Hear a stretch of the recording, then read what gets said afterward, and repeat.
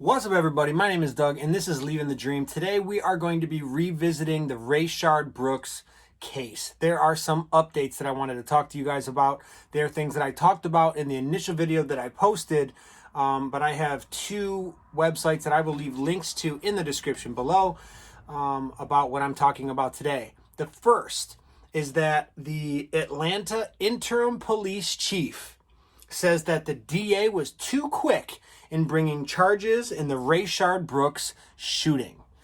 I talked about this being a problem. I still think it may be a problem even in the George Floyd case. What happened, and I would tend to agree with this, is that due to pressure, public pressure, the district attorney in Atlanta charged Rolfe and the other officers that were involved in Rayshard Brooks' shooting case with murder and assault and other egregious crimes. I thought it was too soon. The Georgia Bureau of Investigation had not finished its investigation yet. I thought that the district attorney should have waited for the GBI to finish its independent investigation before filing any charges. I personally feel like the charges would have been dropped or shouldn't have been brought at all, but that doesn't matter what I think. We have to be objective here. The bottom line is whether they're guilty of murder or not. From an objective standpoint, the charges were brought too soon. Due process was violated. If you ask me, those charges came too soon because that's what the public wanted. They were afraid that their city was going to burn, and might I add that Mr. Howard, who's the DA, and who is facing what they call a runoff election, an election that he was going to win next month, was looking to further establish himself in public opinion.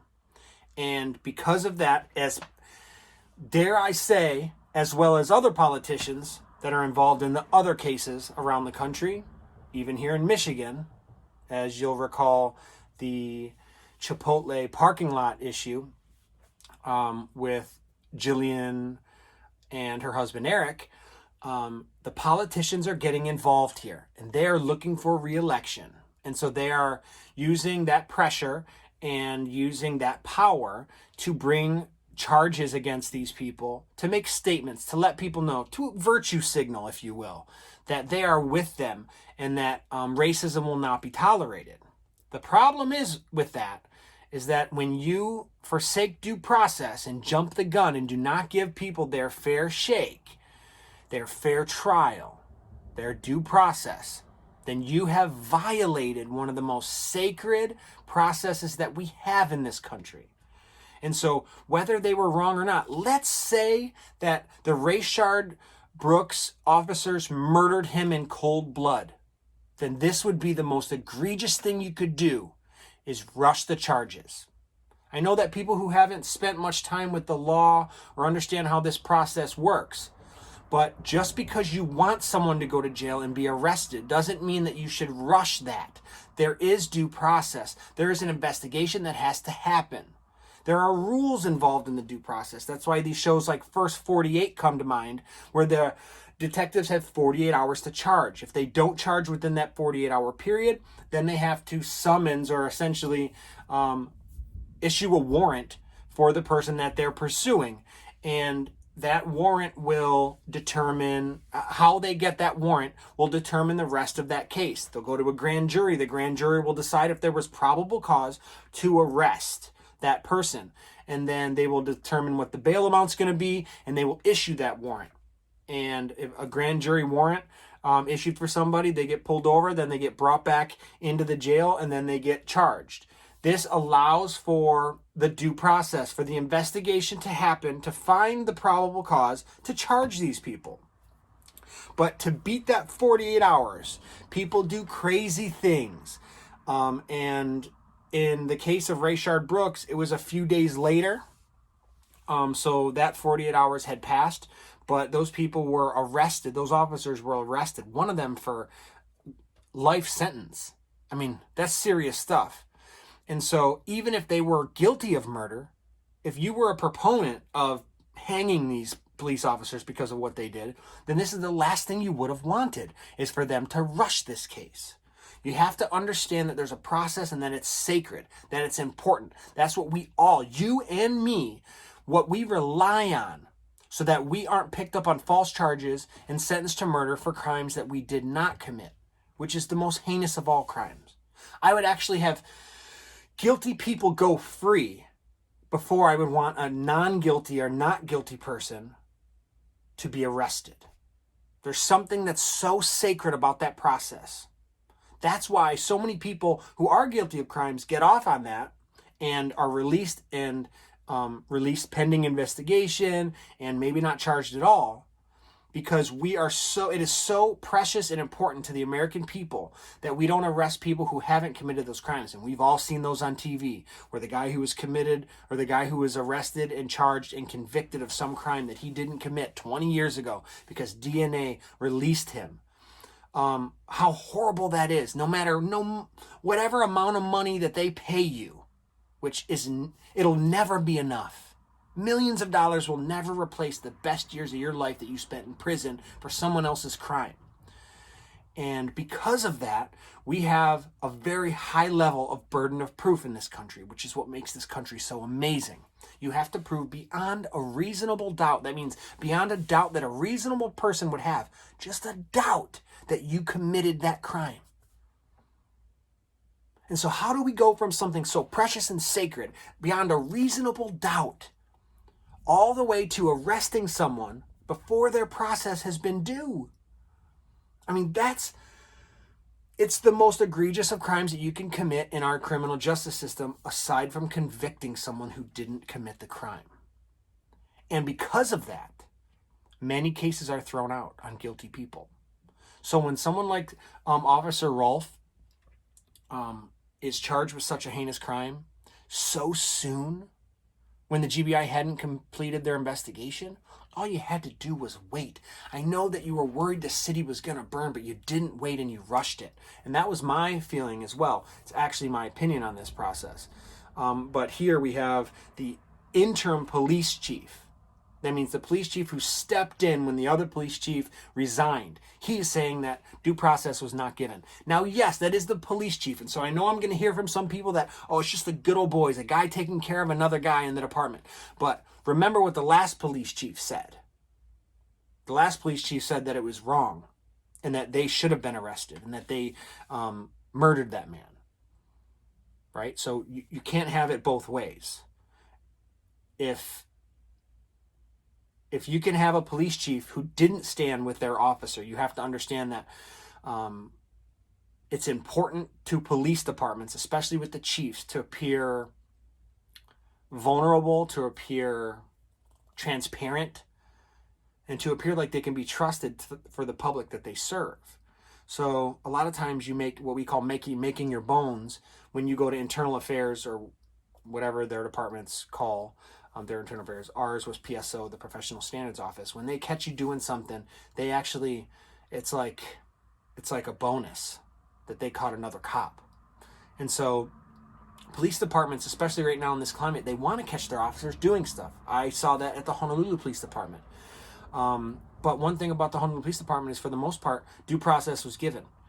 And in this case, I think it was sad that the officer was charged, because you can never really come back from that, especially at such a pivotal crux in our history as a country, to go through what we're going through and then to arrest that officer and not give them due process. It just seems crazy to me. And it really seems like it was an injustice. Because if he didn't commit that crime, if that wasn't something that he did, then how horrible could this be that we would do this to somebody? And if he did commit that crime, how horrible to the justice system, for the victim who will now not get justice. Even if the person murdered him, they will walk away because the process wasn't given. The process is important. It's what we have to rely on. It's what we have to trust. And it doesn't stop here. Not just the Atlanta interim police chief saying that it was brought on too quick, but we also have Georgia Congressman calls for an investigation of the black DA handling Rayshard Brooks case. So we have Representative Doug Collins on Wednesday, formally asked that the Attorney General William Barr open a probe into what Collins described as an egregious abuse of power by Paul Howard, the Fulton County District Attorney.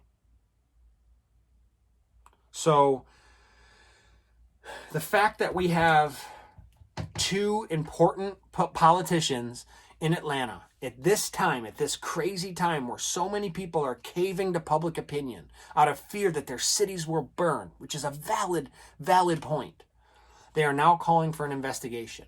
I don't know if the time is passing that they're becoming brave, or they're getting sick of what they're seeing, or if it really is just them having a heart, or if the process is so important to them that they're finally, maybe behind closed doors, coming to agreements and saying, you know what, this is wrong and we've got to take a stand, or if they're just some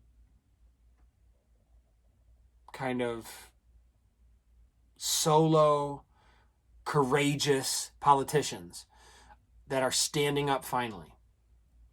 So we'll see what happens here. But I think it's interesting, and I wanted you guys to know, I wanted to update you that the House of Cards is kind of coming down a little bit here. We're starting to see the foundation tremble. And I anticipate that the officers will not actually go to trial. If they do go to trial, it'll be on minor charges so that the DA doesn't lose face. But I think it is more likely than not that they will get off on these charges without going to trial. The charges will be dropped. And dare I say, even in the Derek Chavan case, I think that will go to trial, because I think we have evidence to support that he killed that man with that video. I think that there will be some circumstances that we weren't thinking about because we're not the police officers. But I think that there will be some things that were violated in the process for Derek Chavan, and that's sad. We will have, in these two specific cases, one case where I believe the officer did kill that man. And then we have a case where I think the officers did not murder that guy. So with Rayshard Brooks, I don't think those officers should be charged. And so the due process will get off who I believe to be innocent police officers. But then we have Derek Chavan, who we risk letting off on technicalities because of the process. I think that they had to do what they had to do, they feel, to keep the cities from burning. But I do feel like we rushed it. I think we have a better chance in Derek Chavan's case, however, because I do remember hearing in the press conferences that they were saying, I know that you wanted those officers to be arrested sooner, but we had to finish our investigation and we needed probable cause. And they waited a few days. And I remember hearing one of the guys say, I think he might have been the police chief, say that we had never brought a police officer up on charges so quickly. And if you recall that, he said, I'm proud of the process here. It is a historic move in charging a police officer faster than we've ever charged him. Usually it takes a long process because the color of law really does affect and make hazy the elements of the crime. When you give someone a certain amount of power and he acts out in that power, it's more than just a man killed a man with his knee on his neck. There's things that are extenuating. There's like the fact that he was an officer sent to the crime. The fact that he had a lawful right to place George Floyd under arrest. The fact that George Floyd resisted and then use of force was allowed. Those things will make it foggier. And it should take a long time to bring up charges when you have a case that's that complex and that difficult. And I felt like they even rushed it on Derek Chavan and on those other officers that were with Derek Chavan. But we'll know sooner or later. This is all going to come out and we'll see what happens.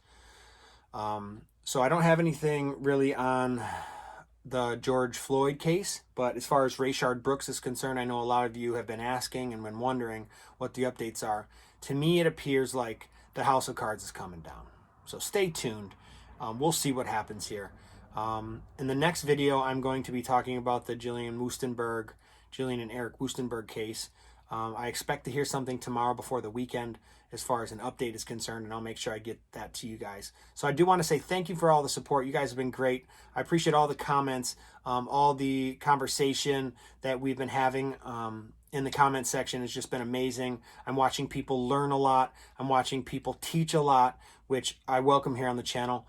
I know there's some haters out there that are spewing venom, but you guys, I think that the people who follow this channel are hardy enough and robust enough to handle that kind of stuff. Don't take it personal. Sometimes there's just trolls out there that want to say what they want to say. Let them do it. Hopefully they'll learn something. So thank you guys. I do appreciate it. Make sure you like this video and subscribe to the channel and ring that notification bell so that you know when more videos are coming up. And until the next time, aloha.